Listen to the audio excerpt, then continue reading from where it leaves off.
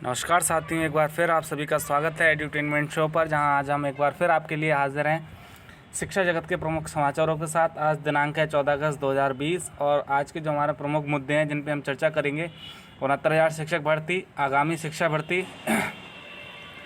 खंड शिक्षा अधिकारी परीक्षा और जो वर्ष भर पढ़ाई होनी है ऑनलाइन तरीके से, और भी कई खबरों के साथ आज जो हम विस्तार से चर्चा करेंगे कि कल सुप्रीम कोर्ट की सुनवाई थी, उसमें क्या हुआ और नई शिक्षा नीति के विषय में क्या फीडबैक निकल के आ रहा है। इन सब विषयों पे जो है आज विस्तार से चर्चा करेंगे। तो वीडियो को शुरू करने से पहले अगर आप हमारे चैनल पे नए जुड़े हैं तो हमारे चैनल को सब्सक्राइब करके बेल आइकन दबा दें, जिससे आने वाले वीडियोस का नोटिफिकेशन आपको समय से मिलता रहे।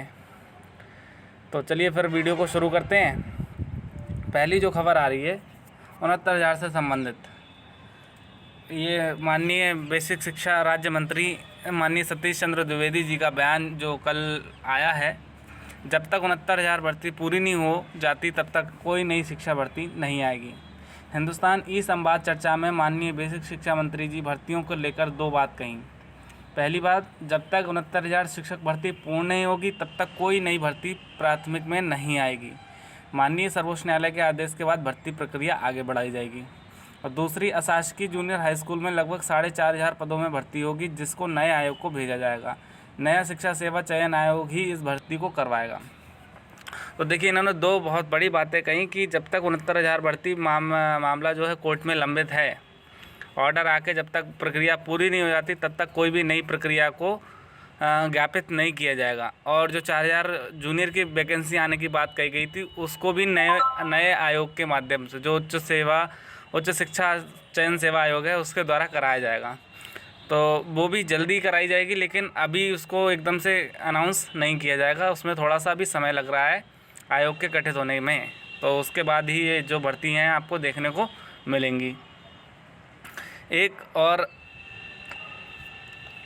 अभ्यर्थियों ने प्रश्न पूछे तो एक और बयान जो उन्होंने दिया, राज्य सरकार को शिक्षक भर्तियों के अभ्यर्थियों से ज़्यादा चिंता। बेसिक शिक्षा और राज्य मंत्री बोले, देरी के लिए सरकार जिम्मेदार नहीं।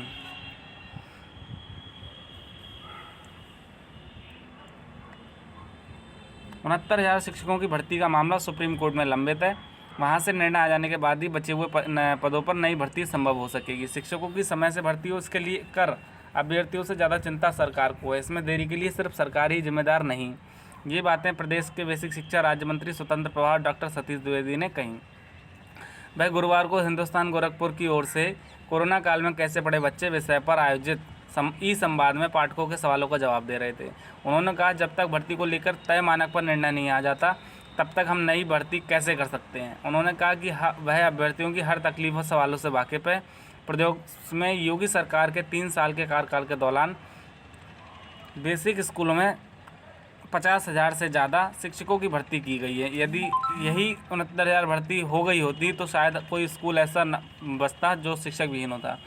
तो निश्चित रूप से जो सरकार का सकारात्मक पक्ष है वो कल सामने आया और सरकार ने खुल के कहा कि जो है 69,000 भर्ती कोर्ट में लंबित होने के कारण अटकी गई है, इसमें सरकार की कोई जिम्मेदारी नहीं है और कोर्ट का निर्णय आते ही भर्ती को शीघ्र पूरा कराया जाएगा और जो चयनित अभ्यर्थी हैं उनको नियुक्तियां प्रदान की जाएंगी। उसके बाद नई भर्ती के विषय में ज्ञापन निकाला जाएगा पदों की संख्या के अनुसार। पूरा उसमें जो है विभिन्न जिलों से रिक्त पदों के विवरण मंगाए जाएंगे और जो वित्तीय संसाधन है उनकी उपलब्धता को देखते हुए नई भर्ती निकाली जाएगी। तो जैसा कि पूर्व में एएसजी मैम ऐश्वर्या भाटी ने बताया कि सरकार के पास 51,000 रिक्त पद हैं और 4,000 जूनियर के, तो ये 55,000 की भर्ती आना तय है, लेकिन इसमें समय लगेगा। समय कितना लगेगा? देखिए, टेट होगा आपका दिसंबर या जनवरी में, जो यूपी टेट की परीक्षा है जनवरी या दिसंबर में, तो उसके बाद उसका रिजल्ट आएगा फरवरी मार्च के आसपास। तो उसके बाद ये आपको भर्ती देखने को मिल सकती है अगले वर्ष अप्रैल मई में। ठीक है, तो आप लोग अपनी तैयारी में जुटे रहिए, भर्ती आएगी, निश्चित तौर पे आएगी, लेकिन उसमें जो समय लग रहा है दो इसके कारण है। पहला तो कोरोना काल और दूसरा जो है 69,000 शिक्षक भर्ती का कोर्ट में लंबित होना। जैसे ही 69,000 भर्ती प्रक्रिया पूरी होगी, अगली भर्ती की कार्रवाई शुरू कर दी जाएगी। सबसे पहले उसमें टेट कराया जाएगा, फिर उसके बाद नई भर्ती का विज्ञापन निकाल के सुपर टेट कराया जाएगा और वो प्रक्रिया गतिमान हो जाएगी। तो इसलिए सभी लोग जो है अपनी तैयारी में जुड़े रहें। अगली जो मंत्री जी का बयान आया, सरकार शिक्षक भर्ती में देरी के लिए जिम्मेदार नहीं। तो प्राथमिक स्कूलों में 69,000 शिक्षक भर्ती का मामला सुप्रीम कोर्ट में लंबित है। वहां से निर्णय आने के बाद ही भर्ती पूरी हो सकेगी। शिक्षकों की समय से भर्ती उसके लेकर अभ्यर्थियों से ज़्यादा सरकार को चिंता है। इसमें देरी के लिए सरकार की जिम्मेदारी नहीं है। ये बातें डॉक्टर सतीश द्विवेदी ने कही। वह गुरुवार को हिंदुस्तान गोरखपुर की ओर से अनलॉक 3.0 में कैसे पढ़ें बच्चे विषय पर आयोजित सवालों का जवाब दे रहे थे। उन्होंने कहा, अभ्यर्थियों की तकलीफ से वाकिफ है, सरकार के काम करने का अपना पैमाना है।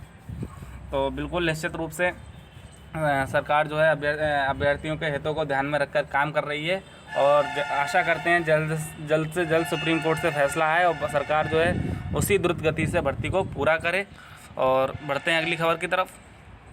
खंड शिक्षा अधिकारी को परीक्षा रोकने की याचिका हाईकोर्ट से खारिज। देखिए, कल एक मामला लगा हुआ था हाईकोर्ट में खंड शिक्षा अधिकारी की परीक्षा निरस्त कराने को लेकर, तो उस याचिका को खारिज कर दिया गया है। परीक्षा अपने तय समय पर अर्थात 16 अगस्त को होगी। तो इलाहाबाद हाईकोर्ट ने खंड शिक्षा अधिकारी भर्ती प्रारंभिक परीक्षा स्थगित करने की मांग में दाखिल जनहित याचिका खारिज कर दी है। कोर्ट ने कहा कि परीक्षा के खिलाफ किसी प्रतियोगी छात्र को कोर्ट आना चाहिए। याची संगठन को जनहित याचिका में परीक्षा आयोजित करने की चुनौती देने का अधिकार नहीं है। कोर्ट ने मामले में हस्तक्षेप करने से इनकार कर दिया है। प्रतियोगी छात्र संघर्ष समिति और अन्य की जनहित याचिका की सुनवाई न्यायमूर्ति शशिकांत गुप्ता तथा न्यायमूर्ति वी.के. वेडला की खंडपीठ ने की। याचिका में कोविड-19 के चलते सोशल डिस्टेंसिंग का पालन करने पर संक्रमण फैलने की आशंका से परीक्षा स्थगित करने की मांग की गई थी।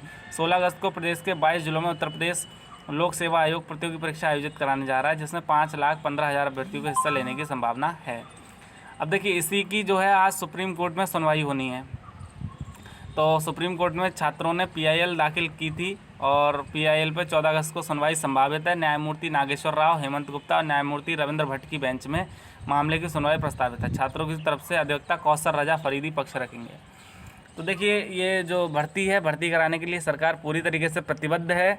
तो अब अभ्यर्थियों को इस संशय में नहीं रहना चाहिए कि परीक्षा होगी या नहीं होगी या निरस्त हो सकती है।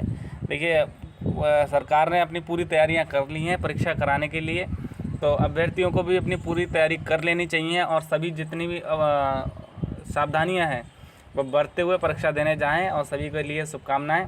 और बढ़ते हैं अगली खबर की तरफ। अंतिम वर्ष की परीक्षाएं रद्द करना छात्रों के हित में नहीं।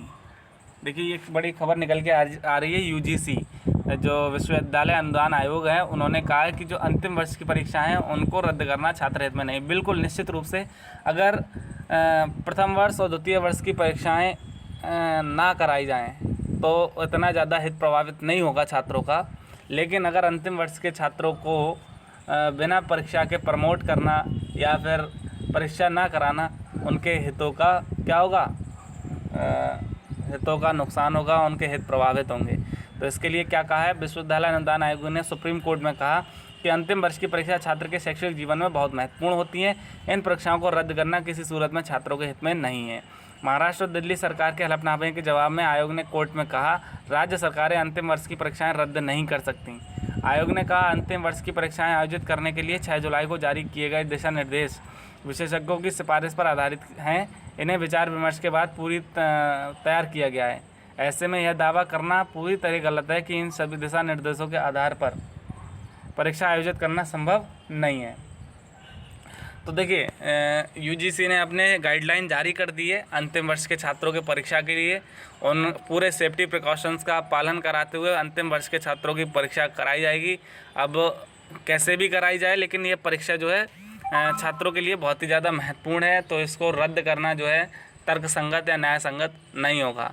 तो सभी छात्र भी जो है अपनी परीक्षा की ओर ध्यान दें और परीक्षा जो है ससमय और सकुशल संपन्न हो, जिससे आगामी जो प्रवेश प्रक्रियाएं हैं जैसे DLED, B.Ed, परास्नातक, जितने भी प्रवेश प्रक्रियाएं हैं वो सब स्नातक की मेरिट पे ही डिपेंड करते हैं, रिजल्ट पे डिपेंड करते हैं।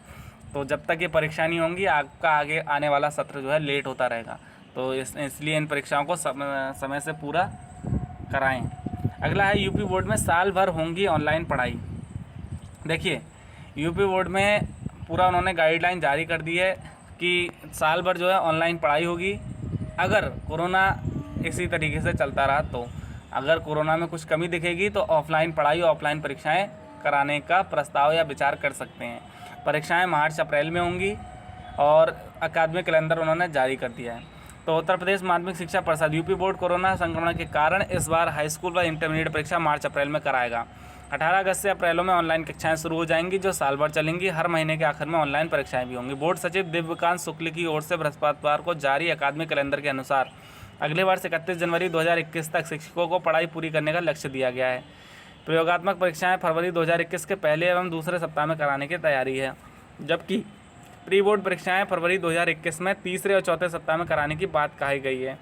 वहीं अप्रैल 2021 में नया शैक्षिक सत्र शुरू करने की योजना है। बोर्ड ने अपने शैक्षिक पंजाब में पूरे वर्ष ऑनलाइन कक्षाएं, ऑनलाइन परीक्षा के साथ साथ एनसीटी स्काउट गाइड की गतिविधियों को संचालन की बात भी कही है।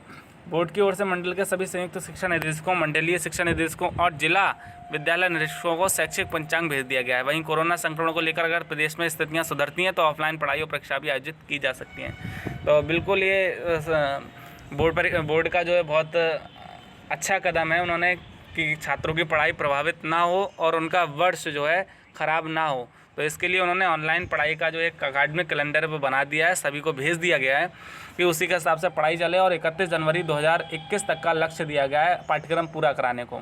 और उसके बाद फरवरी और मार्च माह में उनकी जो है ऑनलाइन प्रैक्टिकल वाइवा सभी परीक्षाएँ होंगी। उसके बाद मार्च और अप्रैल में क्या होंगे, उनके बोर्ड एग्ज़ाम कराए जाएंगे। ठीक है, बढ़ते हैं अगली खबर की तरफ। घर घर पहुंचाई जाएगी अच्छे परिषदीय शिक्षकों की कहानी। तो ये बहुत बढ़िया पहल है सरकार की।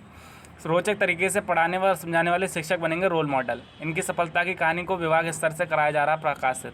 बस्ती के राष्ट्रीय शिक्षक पुरस्कार से सम्मानित डॉक्टर सर्वेष्ट भी किताब का हिस्सा। दूसरे शिक्षकों को मिलने इनसे प्रेरणा, इसलिए होगा व्यापक प्रचार प्रसार। तो बेसिक शिक्षा विभाग के नए शिक्षक, ऐसे शिक्षक जो अच्छा कार्य करते हुए नए आयाम स्थापित कर रहे हैं, उनके प्रयासों वह सफलता को बयां करती है किताब का प्रकाशन विभाग करा रहा है। जल्दी ये किताब उपलब्ध होगी। किताब का हिस्सा बने शिक्षकों के साथ ही अन्य शिक्षक भी जो शिक्षण के लिए बेहतर कार्य कर रहे हैं, उनको भी प्रमोट करने पर जोर दिया जाएगा। प्रदेश भर के करीब 3 दर्जन शिक्षक शिक्षिकाएँ के प्रयास को एक किताब के जरिए सभी तक पहुँचाने का प्रयास चल रहा है। इस किताब में बस्ती के बूढ़घाट आदर्श प्राइमरी स्कूल के प्रधानाध्यापक और राष्ट्रीय शिक्षक पुरस्कार से सम्मानित डॉक्टर सर्वेश मिश्र की सफलता गाथा को भी प्रमुखता से स्थान दिया गया है। महानिदेशक स्कूली शिक्षा विजय किरण आनंद स्तर से जारी फरमान में कहा गया जो शिक्षक अच्छा कार्य कर रहे हैं, जिनका पढ़ाने का तरीका अलग और रोचक है, उनका व्यापक प्रचार किया जाना चाहिए। तो निश्चित रूप से ये जो है बहुत बढ़िया पहल है सरकार की, कि जिससे शिक्षकों का जो है मनोबल बढ़ेगा और वो भी अच्छा करने के लिए प्रेरित होंगे। और बच्चे जो हैं बच्चों को और शिक्षकों को उनके रोल मॉडल के विषय में जानकारी मिलेगी कि कैसे उनका पढ़ाने का तरीका क्या है, किस तरीके से उन्होंने ऐसी सफलता प्राप्त की। ठीक, अगली जो खबर है, सहायता प्राप्त विद्यालयों में नहीं है प्रधानाचार्य। तो ये हम पिछली बार भी जब खबर आई थी तब भी हमने प्रकाशित की थी, और ये फिर से इस पर हम चर्चा कर रहे हैं कि 599 पदों के लिए 2013 में घोषित पद ये थे, इन पे अभी तक साक्षात्कार नहीं हो चुका है। तो 7 सालें होने जा रही हैं, अभी तक इन पे 7 साक्षात्कार नहीं हो पाया है, भर्ती नहीं हो पाई है। तो इसका जवाब किससे मांगा जाए, तो इसका जवाब किसी के पास नहीं है। चयन बोर्ड की ओर से 31 दिसंबर 2013 को शुरू हुई 599 पदों की प्रधानाचार्य भर्ती के लिए प्रदेश के 25,031 शिक्षकों ने आवेदन किया। इसमें से बड़ी संख्या में शिक्षक प्रधानाचार्य बनने की आस लिए इन 7 वर्षों में रिटायर हो चुके हैं। यही हाल 2011 के प्रधानाचार्य भर्ती में सामने आया। हाल ही में घोषित परिणाम में कई शिक्षकों का चयन रिटायरमेंट के बाद भी हो गया। माध्यमिक शिक्षक संघ ठकुराई गुट के प्रदेश महामंत्री लालमणि द्विवेदी का कहना है कि 2013 से अब तक लगभग 1000 प्रधानाचार्य के पद खाली हो गए हैं।